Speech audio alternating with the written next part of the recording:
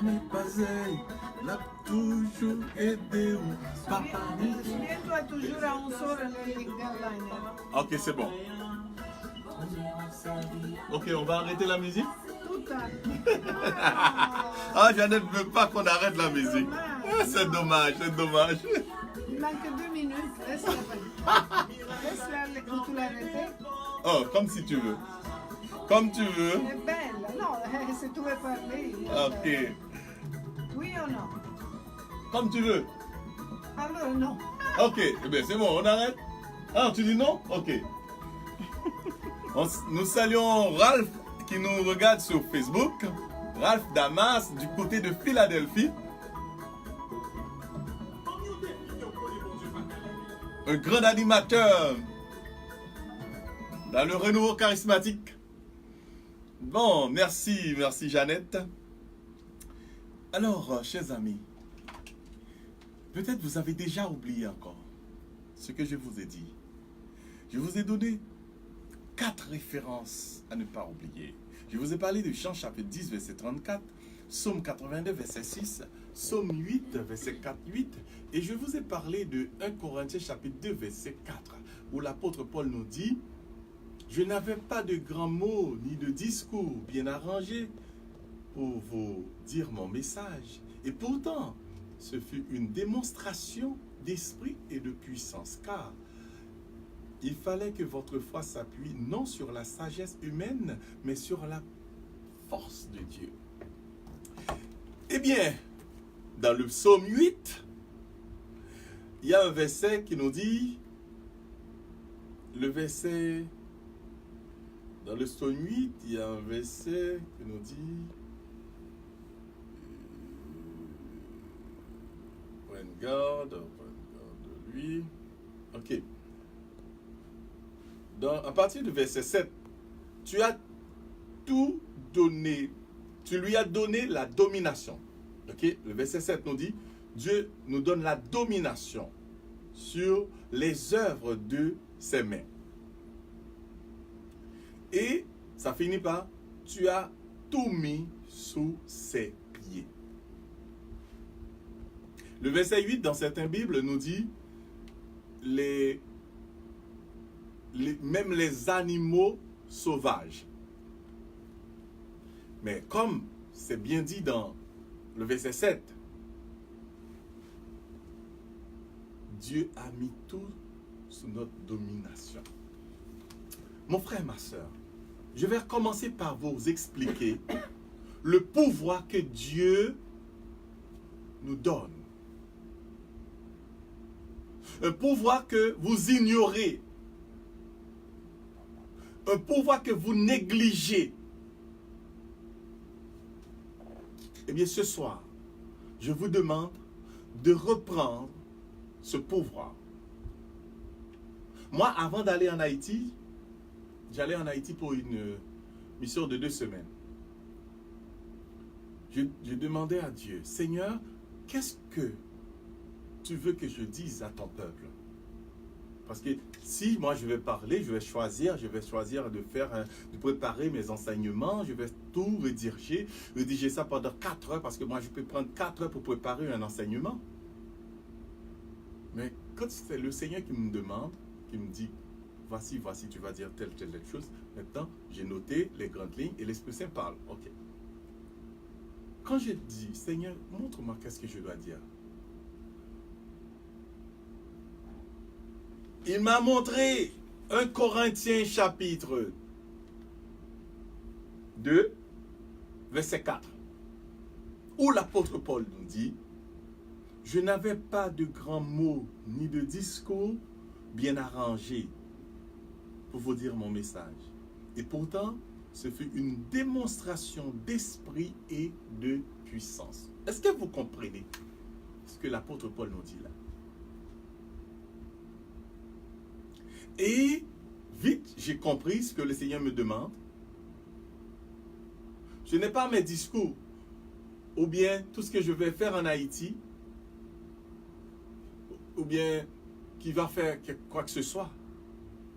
Mais le Seigneur m'avait demandé d'utiliser le pouvoir qu'il m'a donné la puissance qu'il m'a donnée.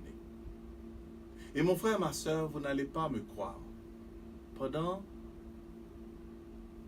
ces 2 semaines en Haïti, j'ai utilisé l'autorité, la puissance, le pouvoir que le Seigneur m'a donné pour libérer les malades, les personnes qui étaient possédées, pour annuler des sorcelleries, des magies, de toutes sortes de maléfiques. J'ai utilisé le pouvoir et la puissance de Dieu. Pourquoi vous pensez que vous ne pouvez pas faire ça?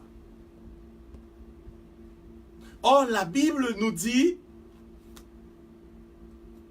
Dieu nous donne, c'est-à-dire tout le monde. Et ce que j'aime dans le psaume 8, le verset 7 qui dit, tu lui as donné la domination sur les œuvres de tes mains. Dieu nous donne la domination, mon frère, ma soeur. À partir de ce soir, je vais vous demander une chose. Mon frère, ma soeur,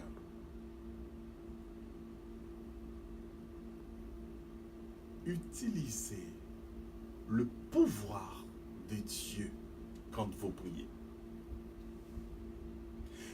Il y a certaines choses, Dieu ne va pas vous donner ces choses-là. Waouh! Vous allez dire, qu'est-ce que ce monsieur-là raconte? Qu'est-ce que Lupner raconte? Dieu ne va pas donner. Mais oui, mon frère, ma soeur.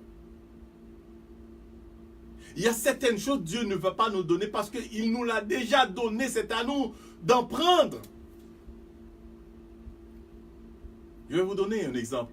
Quand le Seigneur a ressuscité Lazare, il a ressuscité Lazare, il a fait sa part. Quand Lazare est sorti, qu'est-ce que Dieu a fait? Les mains et les pieds de Lazare étaient liés. Qu'est-ce que Dieu a dit? Il a dit aux membres de la famille de Lazare, aux gens qui étaient là, déliez-le. Pourquoi Jésus n'a pas délié Lazare? Jésus l'a ressuscité, mais ça, c'est à nous de faire notre part. Ce que nous ne pouvons pas faire, c'est pourquoi nous sommes des petits dieux. Nous ne sommes pas le grand Dieu. Il y a certaines choses que nous ne pouvons pas faire, mais il y a beaucoup de choses que nous pouvons faire. Et le verset qui nous dit, Dieu, le verset, Psaume 8, verset 7 nous dit, Dieu tu lui as donné domination sur les œuvres de tes mains. Dieu nous donne la domination, la puissance. Je vais vous raconter l'histoire d'un pasteur que j'aime bien, c'est un pasteur de l'église baptiste. C'est Paul Yonggi-Cho qui a la plus grande église baptiste à travers le monde. Son église peut prendre des milliers, plusieurs, je ne sais pas combien là, des dizaines de milliers, je ne sais même pas centaines, je ne sais pas. Il voulait acheter un terrain pour construire cette église. Mais ce terrain-là était immense. Eh bien, mais il y a un serpent géant qui tuait les gens dans ce terrain-là. On voulait tuer ce serpent. Ils ont utilisé tous les grands moyens. Ils ne pouvaient pas tuer ce serpent. Plusieurs personnes qui voulaient acheter le terrain n'en pouvaient pas parce que plusieurs personnes sont mortes parce que le serpent les a détruits. Mais Paul Yonggi-Cho se souvient de ce verset. Il se souvient de la parole de Dieu. Et c'est pourquoi je vous dis, vous devez lire la parole de Dieu. Si vous ne lisez pas, vous n'allez même pas vous rendre compte de quel pouvoir que vous avez.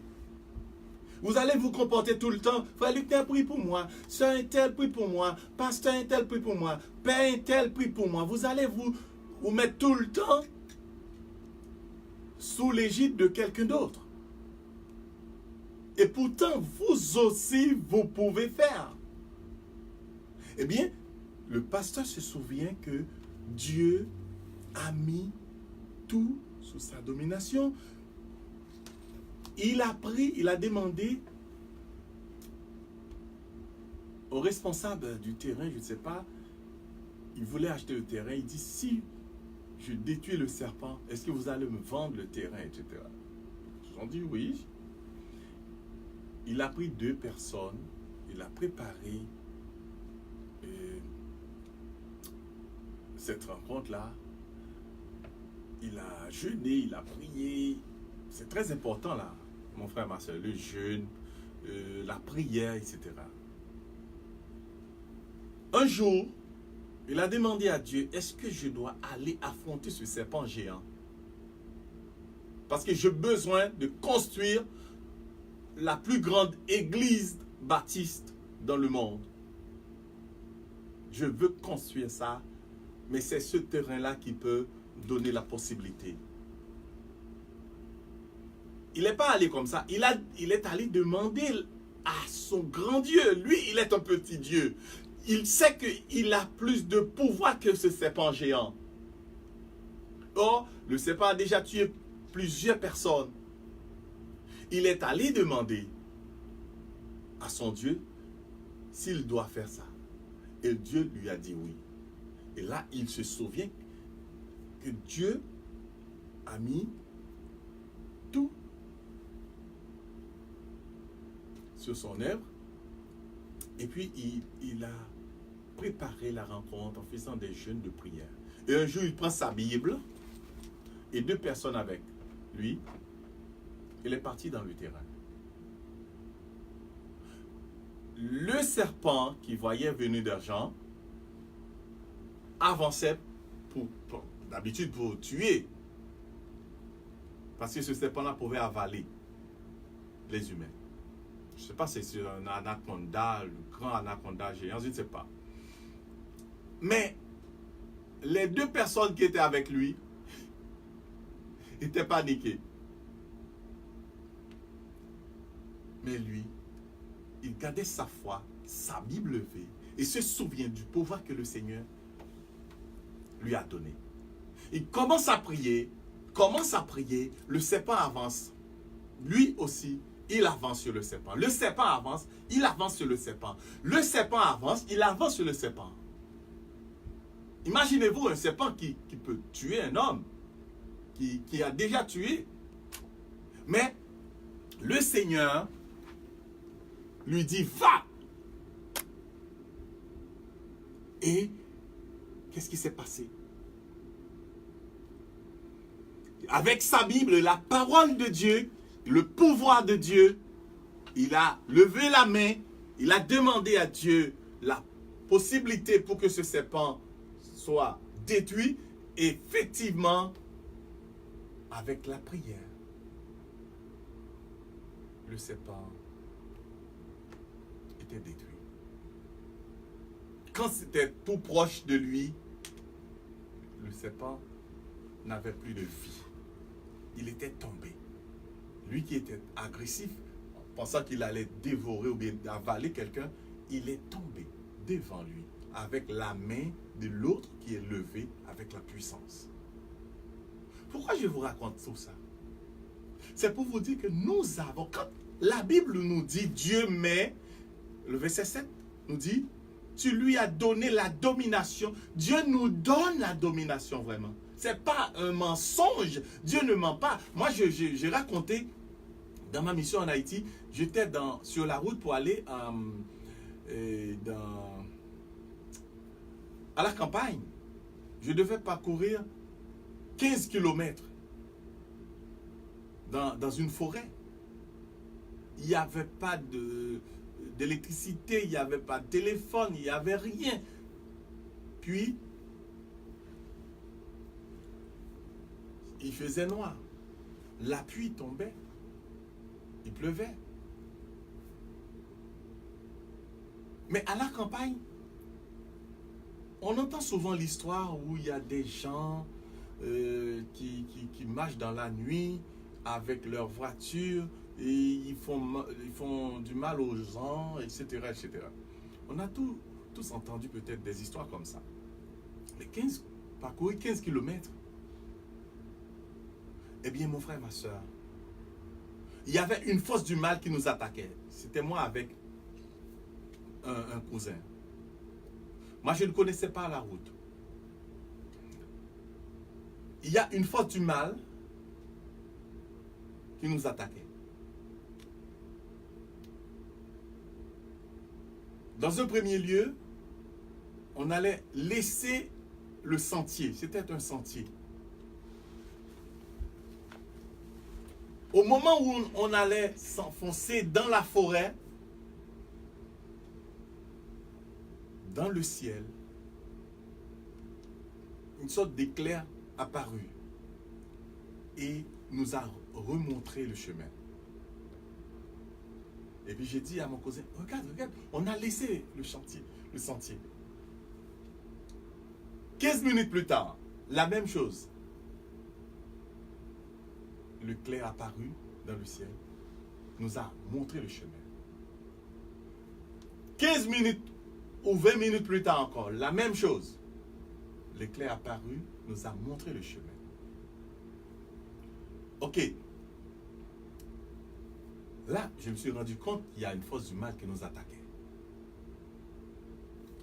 Mais le Seigneur était là.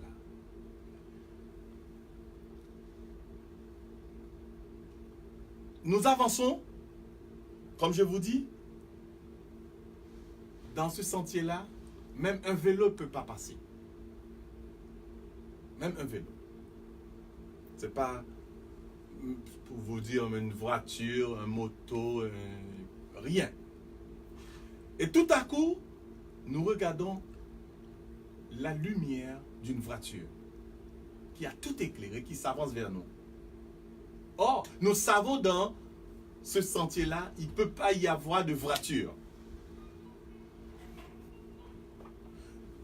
La lumière avance vers nous, à peu près 100 mètres. Et c'est là que mon cousin m'a dit, on est cuit. Je repris, je dis, nous ne sommes pas cuits. Arrêtons un instant.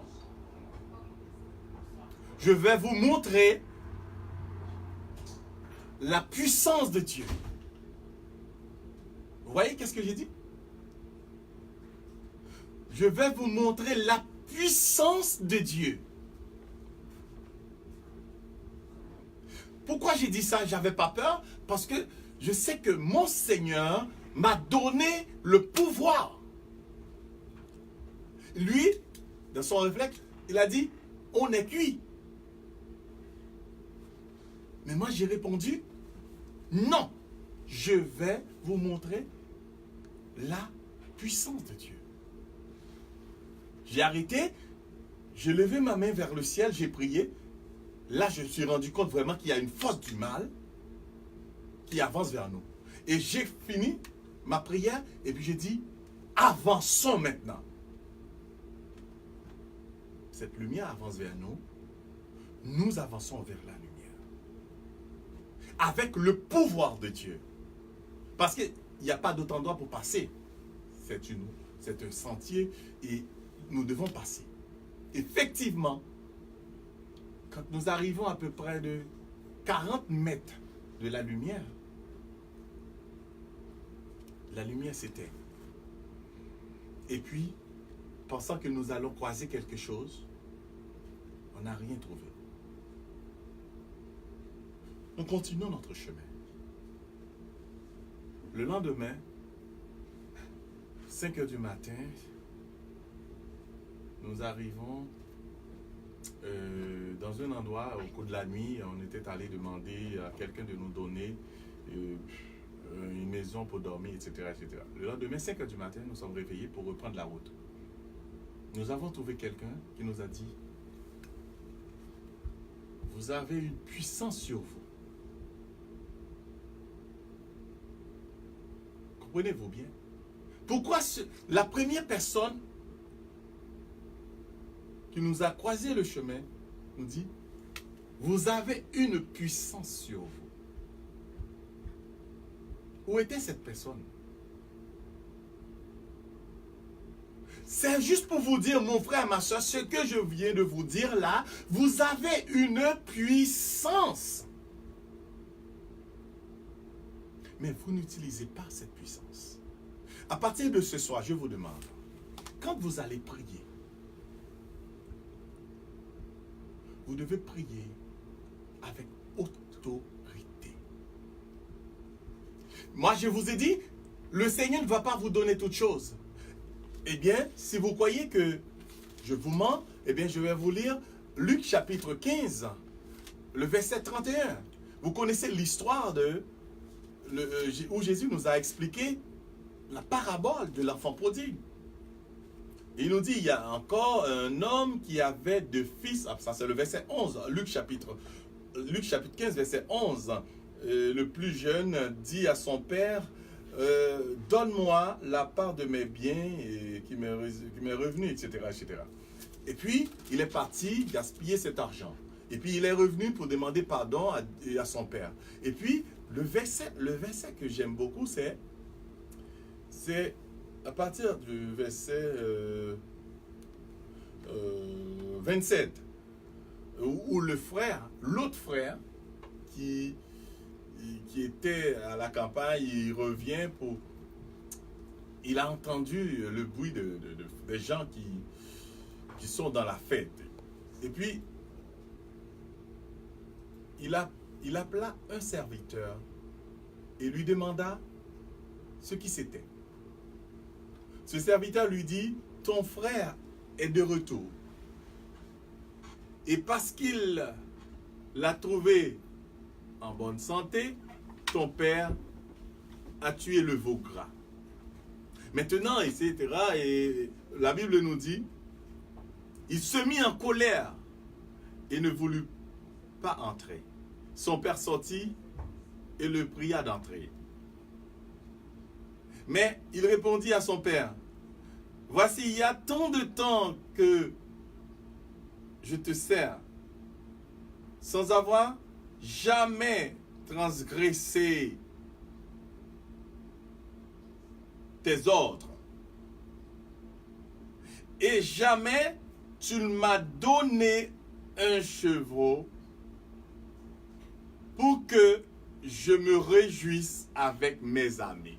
Ça, c'est très important, mon frère, ma soeur. Le verset 29, Luc chapitre 15, verset 29. L'autre fils reproche à son père en disant, jamais tu ne m'as donné un chevreau pour que je me réjouisse avec mes amis. Écoutez bien la réponse du père. Et le jeune fils continue. Et quand ton fils qui est arrivé, celui qui a mangé ton bien avec des prostituées, c'est pour lui que tu as tué le veau gras. Écoutez bien la réponse du père. Mon enfant, lui dit le père, tu es toujours avec moi. Écoutez bien, oui. Et tout ce que j'ai est à toi. Pourquoi le Seigneur ne lui a pas donné un brebis? Pourquoi le Seigneur ne lui a pas donné? Répondez-moi. Parce qu'il a le droit de prendre. Mon frère, ma soeur, il y a certaines choses, le Seigneur ne va pas nous donner ça.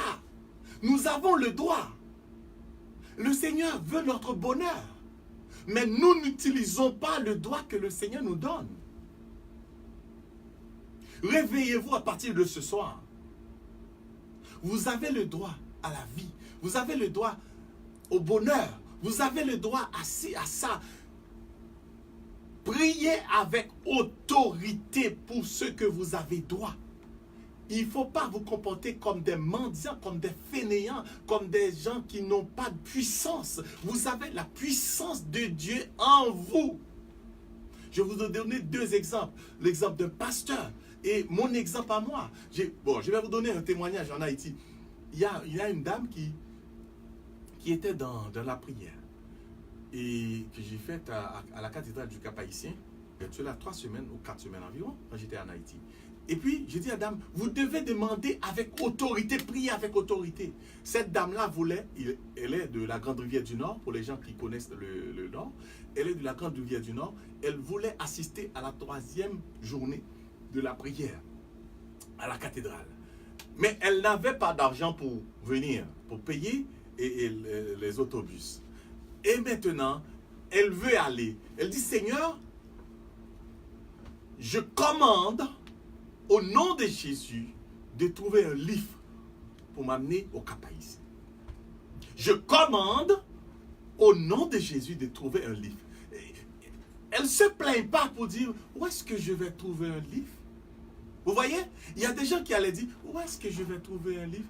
Mais commandez le livre au nom de Jésus, le livre va venir. Si vous voulez un mari, commandez ce mari. Si vous voulez être heureux, heureuse, commandez le bonheur. Si vous voulez si vous voulez la santé, commandez ce que vous voulez. Commandez ce que vous voulez avec assurance et autorité. Vous avez droit à ça. C'est pas quelque chose qu'on va vous donner comme par courtoisie. Vous avez droit. Le Seigneur vous a donné ça déjà. Et puis la madame dit, le prêtre de sa paroisse est passé.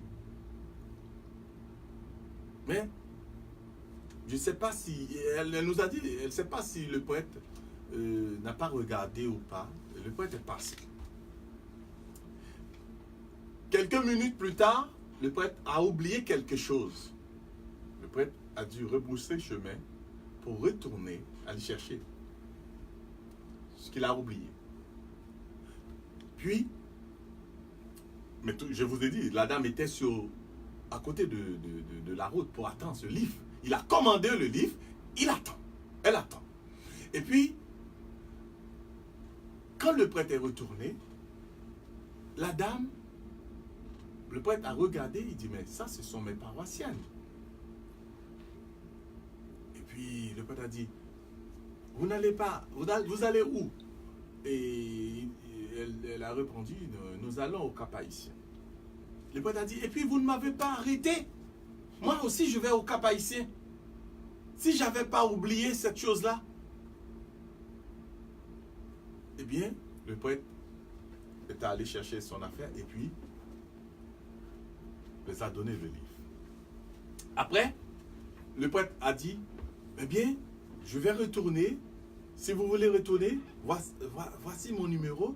Je vais vous attendre pour retourner avec vous. Alors, on va identifier la radio.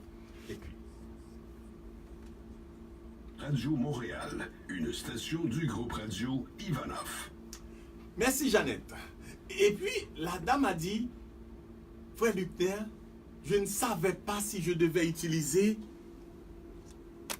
l'autorité et ma puissance comme ça. Regarde, tu as parlé de ça hier soir, j'ai mis ça en application. Regarde comment le Seigneur m'a répondu tout de suite. Alors ce soir, je vous dis, vous aussi, vous avez droit à certaines choses. Ce n'est pas une faveur qu'on va vous faire. Vous avez droit au bonheur. Vous avez droit à la santé. Vous avez droit à la vie. Arrêtez de vous maudire. Arrêtez de dire des choses négatives sur vous. Mais dites des choses de bénédiction sur vous. Comme aujourd'hui, j'ai entendu, hier j'ai entendu quelqu'un qui dit, il y a tellement de gens qui font des ACV. Il dit, moi je ne ferai pas ACV. C'est comme si, oui, il a le droit de commander ça pour sa vie, oui. Il a le droit de commander, dit, moi je ne ferai pas ça. Je ne veux pas ça dans ma vie. Je ne veux pas telle maladie. Vous avez le droit et l'autorité, mon frère, ma soeur. Mais pour que cela arrive, vous devez commander avec autorité et puissance. Et ce soir, c'est cette façon que je vous demande de prier. C'est cette façon de, je vous demande d'agir. Et vous allez voir, vous allez faire des merveilles. Vous allez sauver des vies. Et vous allez faire beaucoup de choses pour vous-même et pour les personnes qui vous entourent. Que le Seigneur vous bénisse et qu'il vous garde. Souvenez-vous bien des références que je vous ai données. Je vous ai donné Jean chapitre 10, verset 4, où le Seigneur nous dit, nous sommes des dieux. C'est-à-dire, nous pouvons faire des merveilles. Et le psaume 82, verset 6 qui nous dit, vous êtes des dieux. Le psaume 4, verset 8, qui nous dit encore la même chose. Dieu met tout sur notre domination. Et 1 Corinthiens chapitre 2, verset 4, l'apôtre Paul nous dit, moi je pas un grand discours, mais tout ce que j'ai, c'est une démonstration d'esprit et de puissance. Alors, tout ce que j'ai, c'est une démonstration d'esprit et de puissance. Alors, tout ce que j'ai, ça fait descendre sur vous la prédiction, la guérison, ce que vous vivez. Et mon frère, je ne vous mens pas. La Bible nous ment. Si je commençais à faire ça ce soir, vous allez voir la puissance. Somme des dieux. Sur vous et sur votre famille. Que le Seigneur vous bénisse. Somme des dieux. Il faut garder. Et à partir de ce soir, je commande au nom de Jésus que vous soyez réveillés. Que vous sortiez du profond sommeil où vous êtes. Que personne, qu'aucune force du mal, et moi je dis personne, au nom de Jésus, personne au monde n'est plus de pauvre en chair. À partir de ce soir, je vous dis que vous êtes des dieux. Et le Seigneur Jésus nous dit, vous êtes des dieux. Agissez comme des dieux. Agissez avec l'autorité et la